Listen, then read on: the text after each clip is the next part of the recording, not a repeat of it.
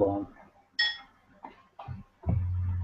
Welcome aboard, everyone, to our second edition of our live podcast. Bryce Dan here, Dan Dupinsky on the other end of the web with us. Going to cover NHL, NBA free agency kind of briefly, get into World Cup soccer, USA losing yesterday to Belgium, and then we're going to cover a little bit about Astrogate. I'm not sure exactly if there's a name for that yet, but what's going on with the Astros and their internal communication system getting leaked and all about that. So we're going to get the NHL out of the way kind of quick.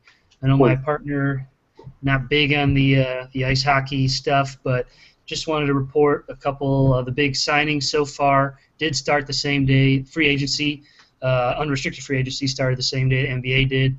Biggest signing so far was Paul Stastny, the center, going from Colorado to St. Louis.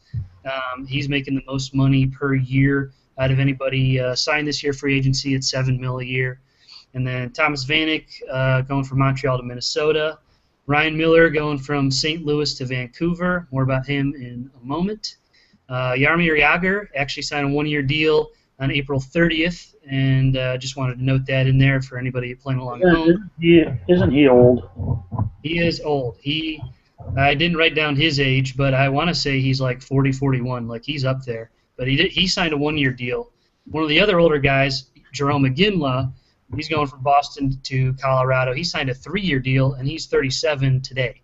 So, well, as of today, he's 37. It's not like today's his birthday or anything. But he's going to be making $5.3 a year during his 38 and 39 and 40th birthdays. He'll be making much. And Brooks Orpik, a good defender from Pittsburgh, he's going over to Washington. He's going to make $5.75 over 5 years.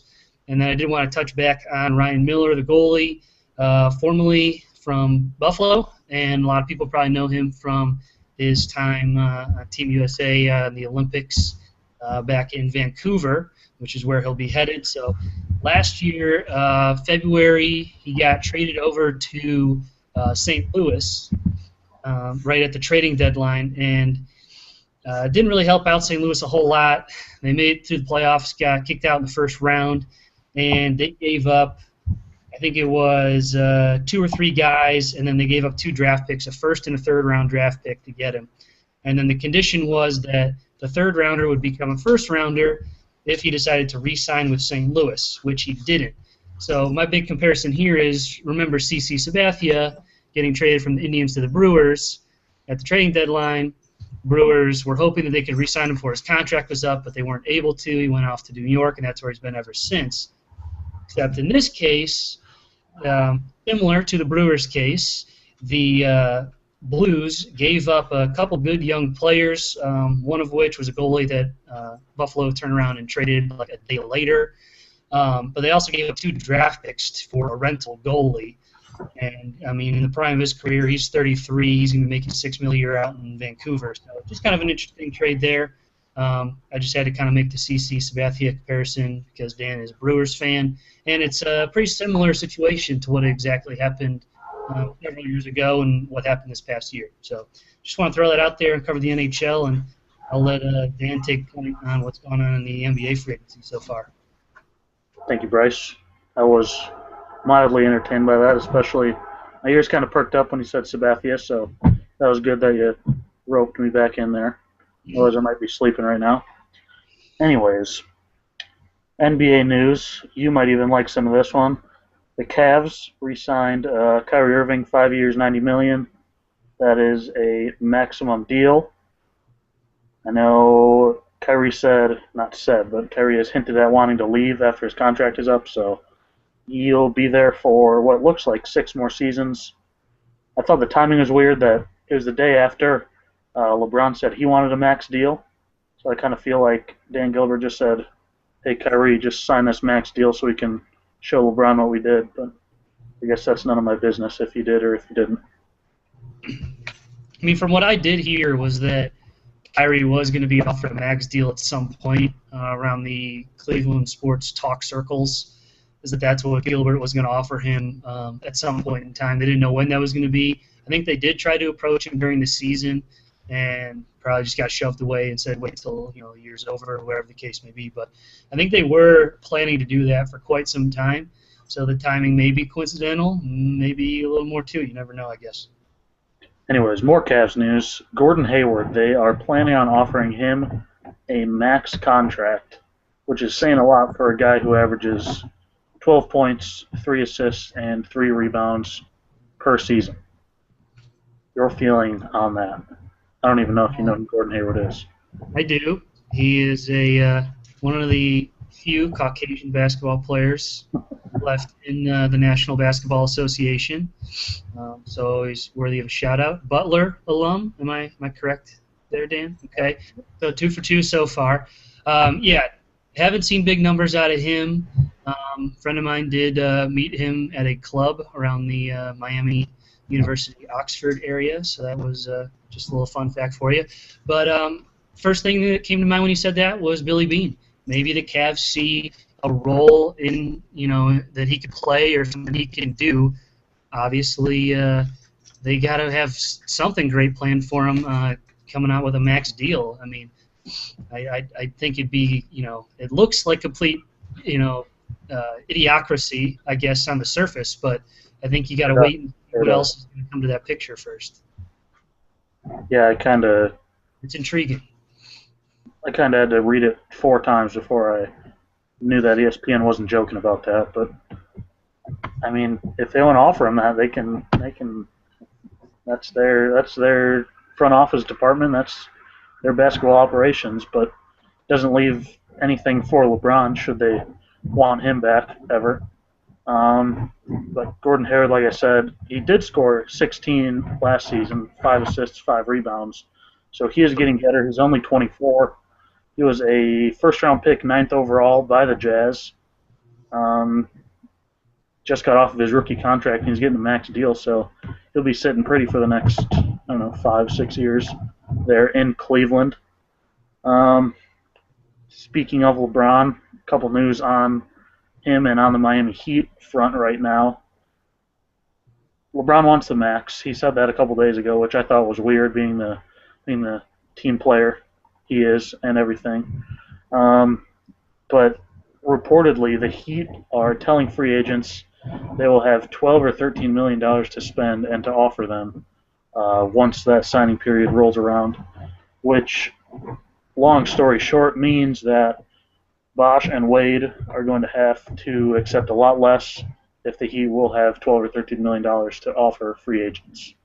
Because LeBron's 22 is obviously a lot, but combine that with Wade and Bosh combined making, maybe 21, and you've got about 12 or 13 million to offer some other players. So big pay cuts coming if that is the case. But looks like they are going to get some help, and it looks like teams are kind of, I don't want to say shying away from LeBron, but they're not really, putting on the whole show like we saw with his decision year in 2010. Yeah, I think the impression that I've been getting is that the teams kind of feel like it's too lofty of a goal, that they kind of needed to be in the running a couple of years ago, not during the big decision, but they just needed to be somewhere in the process well before this off season in order to really have a chance of getting him, which may or may not be the case. I think the intriguing part about LeBron is between Chris Bosh and Dwayne Wade, because if, like you're saying, if LeBron wants a max deal, the other two guys can't get it. First off, can Dwayne Wade get a max deal anywhere? You'd like to think that somebody may be able to give him one, or the one team that does is the one who gets him if he wants to leave Miami. I guess his allegiances will be tested at some point. And then I'd like to believe that Chris Bosh is a max deal player, that he could get offers from other teams, for a max contract. So does LeBron make the decision and let the other two guys follow, or is this a collaborative decision like it was, back when he joined the Heat, when him and Chris Bosh both decided to go at the same time? So I'm interested to see at who decides to make a final decision first. And when they all opted out, I kind of thought, all right, they'll just re-sign for cheaper and get some more help. But now that LeBron wants the max, and I don't blame him. He's got to get his, but that leaves little room for all those other star players, if you want to call them star players, on the Heat. But there's only, what, 10, 15 guys that are quote unquote deserving of the max deal in the NBA. And I don't know if Chris Bosh is one of them, and I don't know if Gordon Hayward is one of them. But they probably both could get it. Whether they will, Chris Bosh probably won't.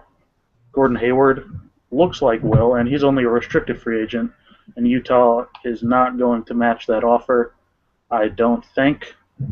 But crazier things have happened. So there's your NBA news.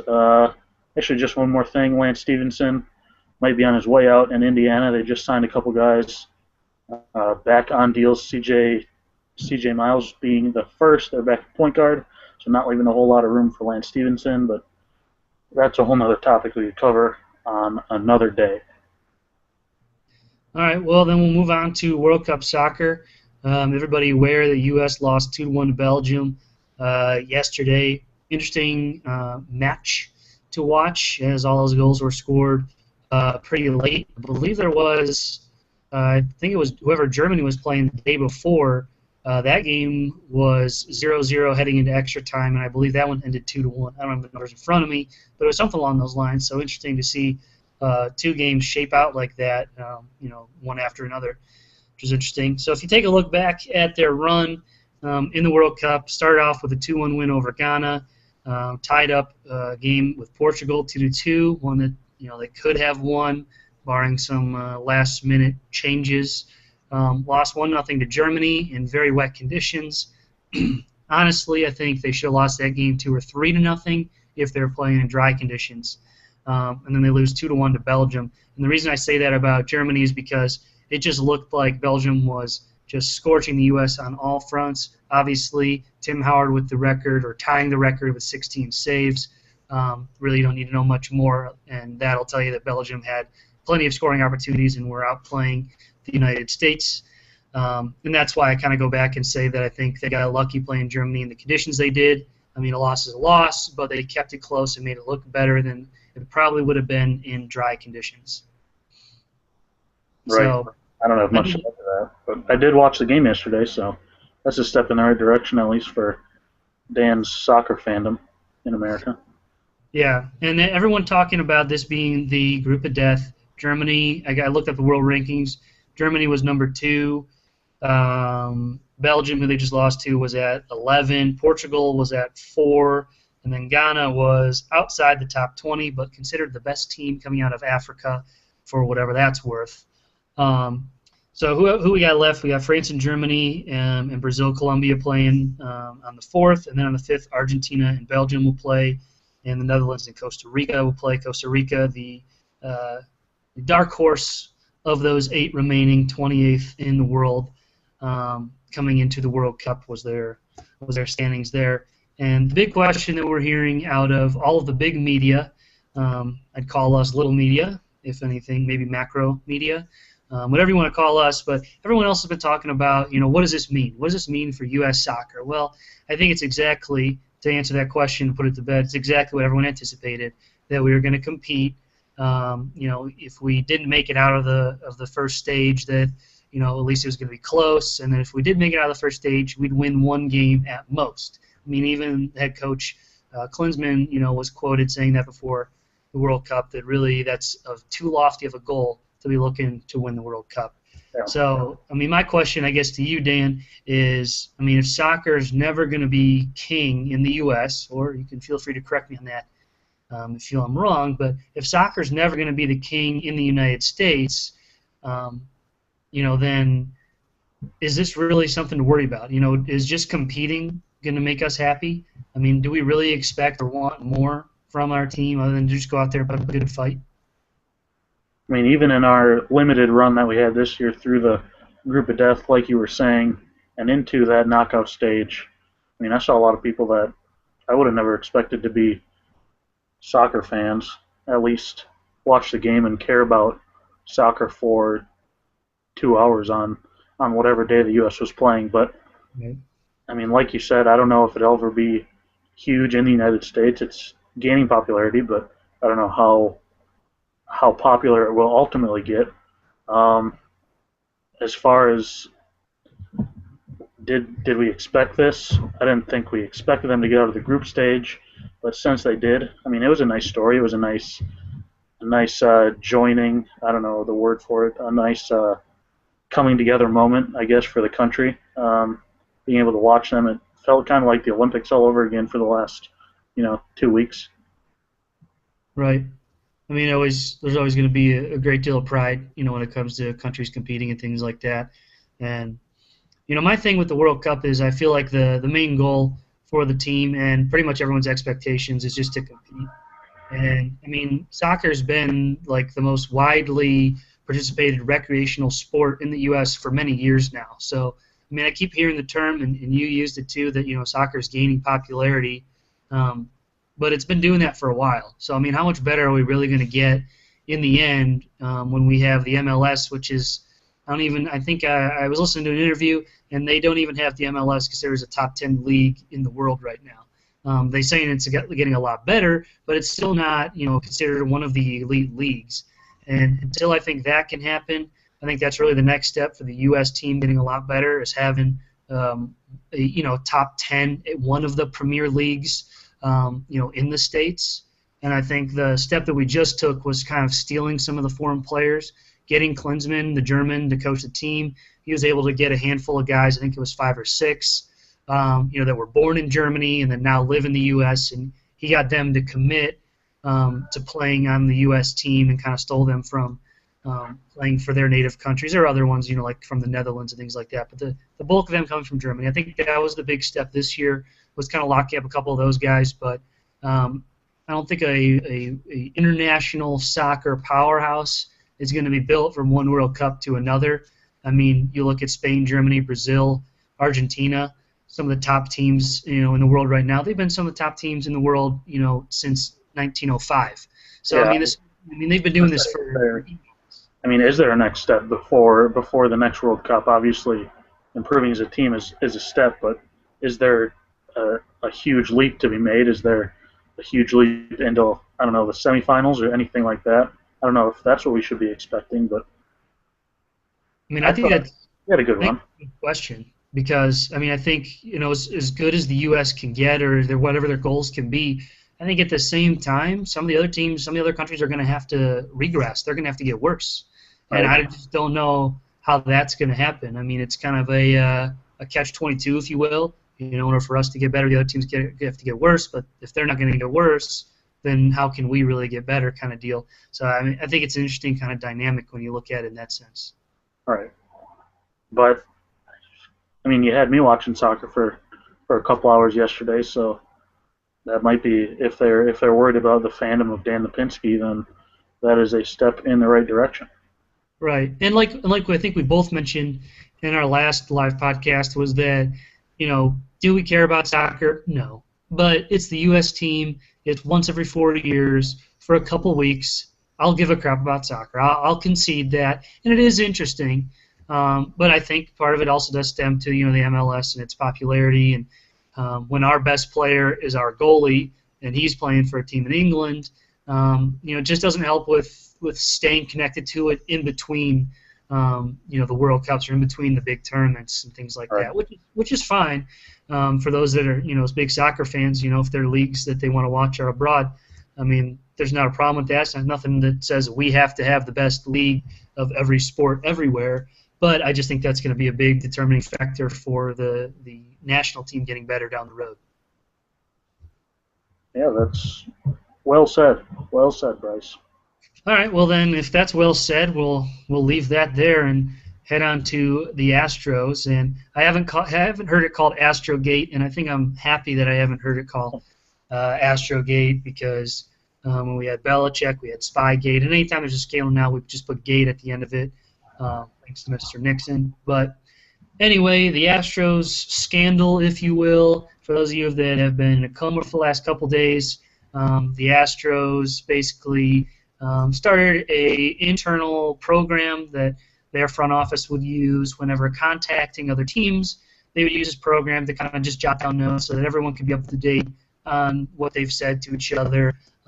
Hey, I called this team. They said there's no way that we could ever, get, player B from them. So then everyone else would know that and check it. And it sounded like from the different reports that I've read and from the actual transcript that was leaked that it was a brand new program that they had. So it was something that maybe the security wasn't too hot on. I know Dan and I were talking about this a little before we went live about kind of how it has a couple different storylines to it. I mean, I think the big one, Dan, is that people really get a look at how kind of trading goes on between teams and how other teams talk to each other. Yeah, and I thought it might even be a little different. But reading the transcripts, I know we talked about this beforehand, but it sounds kind of like me and you sitting around a table and saying, "Hey, I'll give you this guy for this guy," or "This will happen when we get this guy." But it was, and they made the reference. It sounded like you're trading players in a fantasy league, and that really kind of was what it sounded like from the transcripts, at least. Yeah, it was a lot of far-fetched trades, which I think is the part that I got at least took away from the fantasy analogy was that you're getting a lot. There's a lot of offers. Well, I'll give you a couple single-leg guys, for Jeter, and they're like, oh yeah, real funny, whatever. But there's actually more of that going on than I guess you'd anticipate.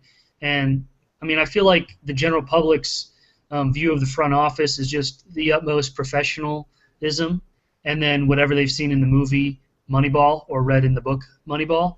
And if you kind of take those kind of comparisons, it's not really different, too different from what's portrayed out of the A's front office, except I guess for kind of the lavish deals or the one-sided deals, which was interesting. The things to note, if you haven't read through it, was like Bud Norris, pitcher's currently on the DL for the Astros. They tried to get Xander Bogaerts from the Red Sox for him before the trading deadline, which was, I mean, Bogaerts is one of the top prospects in baseball, and maybe the best prospect before this season.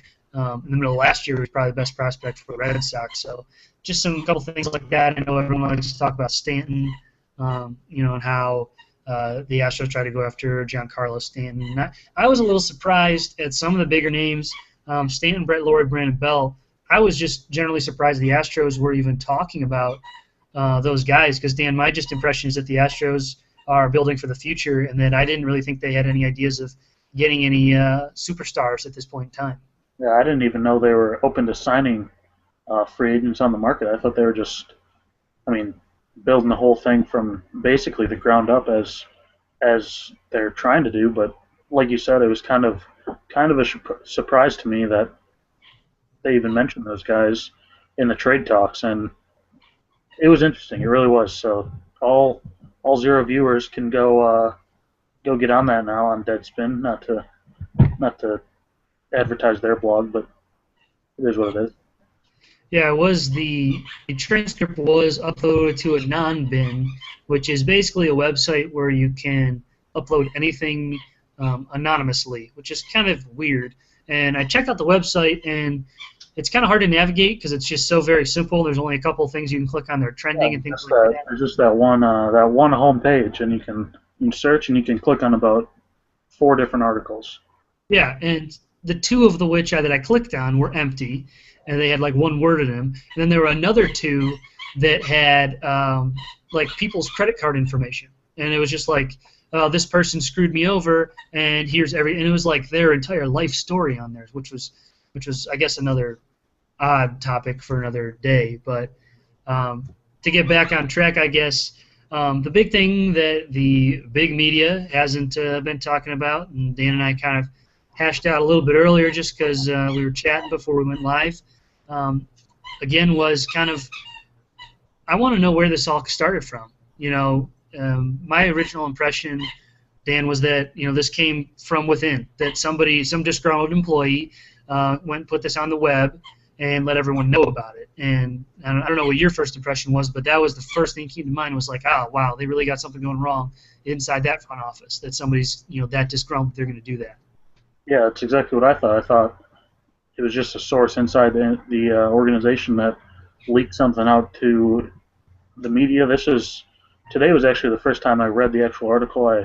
I got the news. I don't know, whenever it came out a couple days ago, but like you said, I thought it was someone from the inside. So definitely interesting that the security on their system was hacked, and all this information was made public. And I want to run through a couple different scenarios because I think that's really the interesting story is maybe where it came from. But one of the things, just to throw out a conspiracy theory there for you, I'm still going to have one foot in the internal problems situation where somebody within the Astros organization leaked it, because even though the Astros have come out and made a statement that said we knew about this months ago, we've been addressing it, we did, it disappeared and then it came back again. We didn't, obviously they didn't want to let anybody know that it happened, but they had to try to address it, a long time ago, and they immediately came out and said that they're going to prosecute it, and then they got the FBI involved and all these things like that. So I'm still going to have one foot in that door that that's just kind of an illusion to try and get everyone off track and just kind of maybe let it fade away. But just getting back to the other scenarios, I guess the other big one that I'm thinking is that it's another team trying to hack that system. I don't know exactly, what kind of illegal activities the front offices are typical for, or maybe what they would normally do. This may be maybe a little more edgy. Maybe this is more typical than we really know. I mean, a lot of new information has come out that we didn't know before. But I just think that I'd be interested to know maybe your response or ideas if you heard that, maybe the Mariners were the ones who came out, a division rival, trying to get a leg up, trying to find out what's going on inside the Astros organization and get an edge and talk to the other people they're talking to. I mean, what are your? I mean, I'm a little scatterbrained on my first thoughts there, but I mean, what would your first thoughts be if you heard the Mariners were the ones behind all this?